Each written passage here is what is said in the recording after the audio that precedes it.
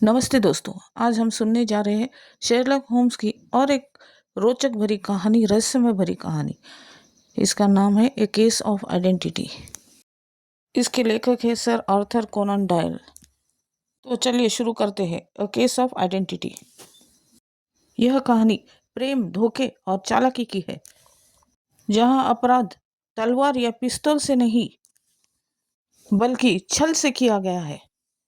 Sherlock Holmes इस बार किसी खून के केस में नहीं बल्कि एक टूटे हुए दिल के मामले में उतरते हैं। एक सुबह बेकर स्ट्रीट पर एक युवती आती है। वह अपनी घोड़ा गाड़ी से उतरती है। वह बहुत ही घबराई और डरी सहमी हुई सी दिखाई देती है। वह शेरलॉक होम्स के घर में प्रवेश करती है, जहां पर शेरलॉक होम्स और डॉक्टर वाटसन कुछ बातचीत करते हुए नजर आते हैं। शेरलॉक होम्स और डॉक्टर वाटसन उस युवती की तरफ देखते हैं तो उन्हें दिखाई देता है कि उसके आंखों में आंसू है और वह अजीब सी कहानी अपने साथ लेकर आई है। वह अपना नाम मिस मेरी सदरलैंड बताती है। मिस मेरी बताती है कि वह पेशे से एक टाइपिस्ट है और उसे एक माँ है और उसने दूसरी शादी कर ली है। उसके सौतेले पिता का नाम जेम्स विंडी बैंक है। उसके सौतेले पिता उससे सख्ती से पेश आते हैं और वह उन्हें नापसंद करती है। मेरी के सौतेले पिता मेरी पर आए दिन रोक टोक लगाते रहते थे और वह नहीं चाहते थे कि मेरी बाहर जाए और किसी से मिले और बातचीत करे।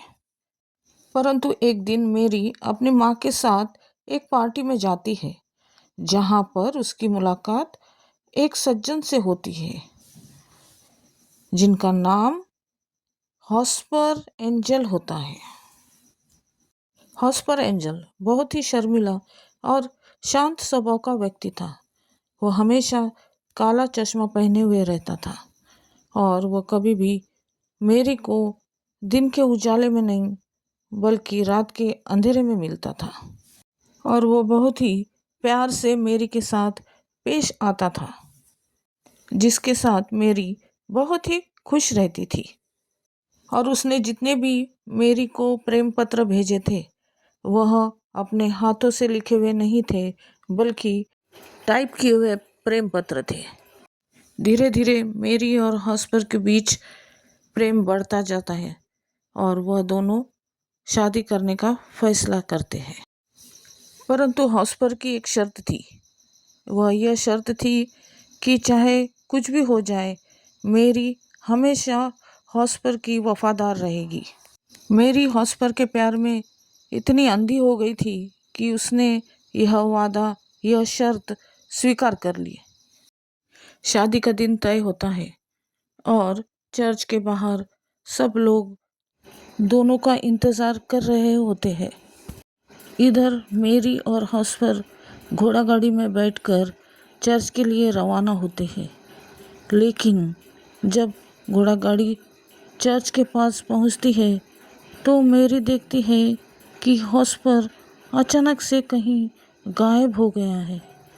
वह सहम जाती है, डर जाती है और सब लोगों को इकट्ठा कर कर हॉस्पर के गायब हो जाने की बात बताती है। हॉस्पर बिना कुछ निशान छोड़े, बिना कुछ कारण बताए अचानक से हवा में गायब हो जाता है। मेरी उसे बहुत ढूंढती है और मेरी को लगता है कि हॉस्पर के साथ कुछ अनहोनी हो गई है। मेरी दुख से टूट जाती है, उसकी यादों में बिखर जाती है। शेरलॉक होम्स और वाटसन मेरी की पूरी कहानी सुनते हैं। उन्हें यह कहानी सुनकर बहुत ही आश्चर्य होता है। शेरलॉक होम्स मेरी के लाए हुए पत्रों का अध्ययन करते हैं।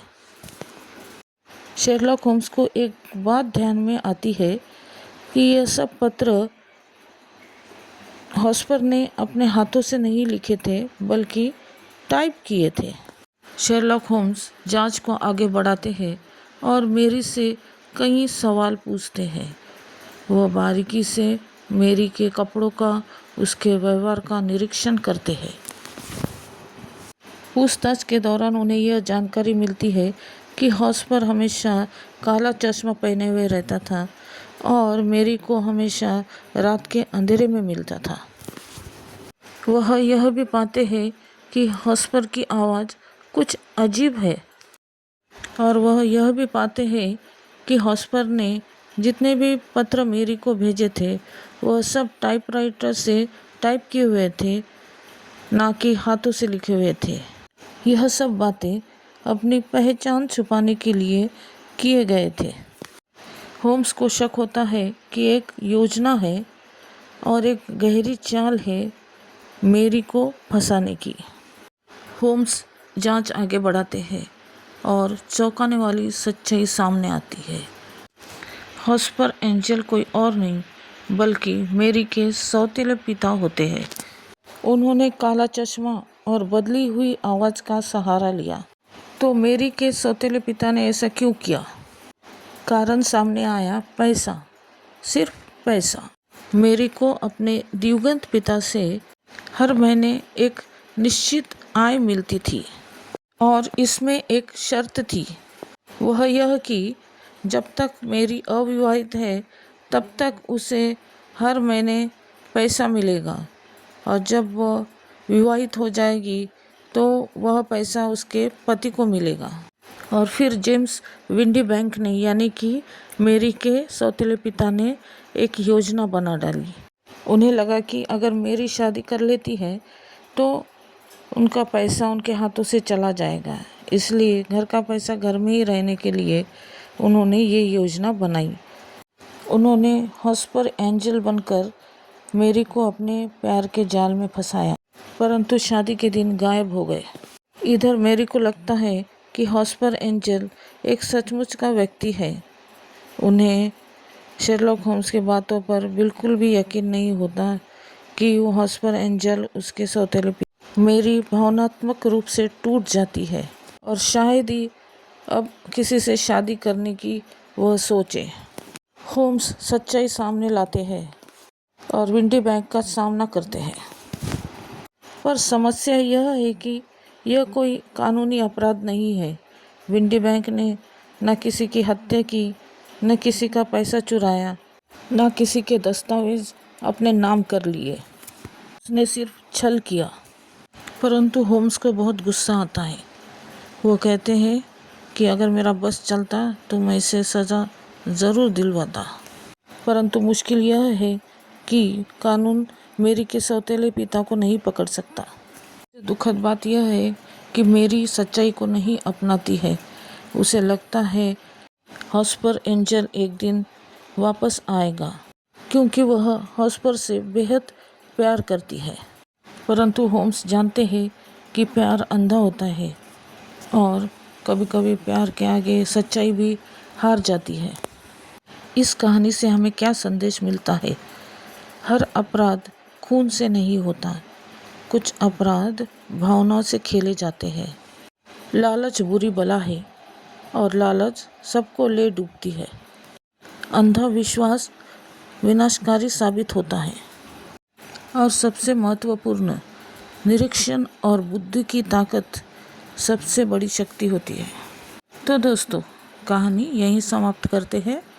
तो चलिए जल्दी से लाइक, शेयर और सब्सक्राइब कीजिएगा। मिलते हैं अगली कहानी में। तब तक के लिए अलविदा।